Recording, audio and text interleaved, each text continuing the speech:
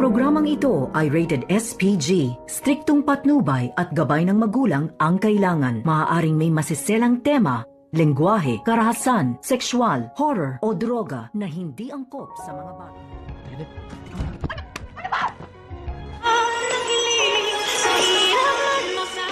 Narito na nga ang ating pagkaabangan ngayong Miyerkules sa abot kamay na pangarap.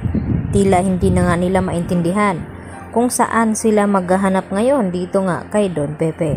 At patuloy pa rin ang pagtatalo dito ni RJ at Carlos Benitez dahil sa mga sinasabi ni Carlos na dapat magpakaama daw siya dito kay Annalyn. Nang sa ganon, hindi maghahanap ng ibang kalinga itong si Zoe dahil sa mga ipinapakita at ipinaparamdam ni RJ dito nga kay Zoe. Dahil dito, muntik-muntikan na ngang masaktan ni RJ itong si Carlos dahil sa mga sinasabi nito.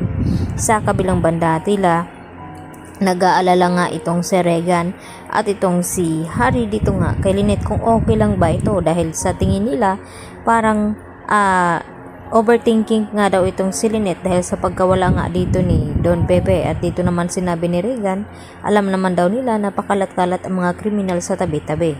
At dito na nga na bumaba itong si Regan. At dito din naghahanap sa bulsa itong si Harry ng kanyang makain na candy. At dito sa hindi inasahan ay makita niya isang papel na nakalagay doon na help. Kaya ang ginawa ni Harry ay binalikan itong si Lynette dito sa bahay ni Carlos. At dito kaya manganganib itong si Harry dahil sa muli niyang pagbalik doon upang iligtas itong si Lynette dahil nangangailangan nga ito ng tulong. At tila nagdarasal naman itong si Lynette at sinabi ni Lynette dito na sa taas na lang daw niya ipinapaubaya ang lahat dahil gusto pa daw niya makasama ang kanyang anak na si Annalyn. Samantala, dito naman nagpaplano ang mag-ina na si Zoe at Moira na dapat hindi daw mahalata nila RJ at Giselle ang kanilang binabalak. Dapat kailangan drama to the high level nga ang kanilang gagawin dahil may pinaplano nga sila dito kay Don Pepe nang sa ganon mabaling ang atensyon dito ni RJ at Giselle na hindi na sila paghihinalaan dahil sila nga ang prime suspect dito ni Giselle, itong si Zoe at itong ang si Moira.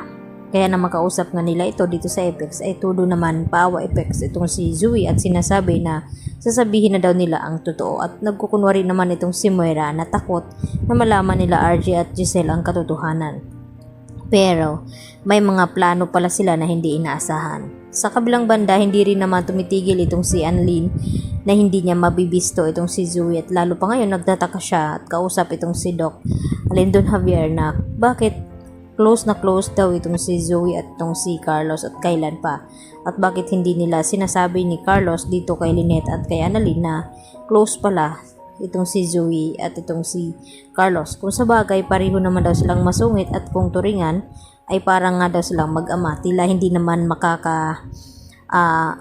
tingin ng diretso itong si Doc Lyndon Javier dahil alam niya ang katotohanan na mag-ama talaga itong si Zoe at itong si Carlos Benitez. Subalit ayaw niya pangunahan itong si Carlos na magsalita dito kay Annalyn baka magkabistuhan at dito pa magkakaroon ng matinding problema. At dito naman na kinausap ng masinsinan ni Carlos Benitez itong si Annalyn na kung bakit hindi daw niya ito tatantanan itong si Zoe na hindi na pagbibintangan na may kinalaman nga ito sa pagkawala ni Don Pepe. At dito naman na sumagot itong si Annalyn dito kay Carlos na hindi daw siya titigil hanggat hindi niya malaman ang buong katotohanan na may kinalaman itong si Zoe at Moira sa pagkawala nga dito ni Don Pepe. Dahil yun nga ang kutob ni Annalyn na may kinalaman talaga itong si Zoe dahil sa mga ikinikilos nito. Kaya yan naman ang ating pakatutukan bukas kung ano ang magiging kahinatnan dito ni Harry sa kanyang pagbabalik muli dito sa bahay ni Carlos at iligtas itong si Lynette dahil sa nagtataka ito dito sa papel na kanyang nabasa na humihingi nga ito ng tulong. Yan po ang aking karagdagan latest update at marami pong salamat sa inyong panonood dito sa aking munting channel at huwag niyo po sanang kalimutan i-like ang video na ito. Hanggang sa muli, bye bye!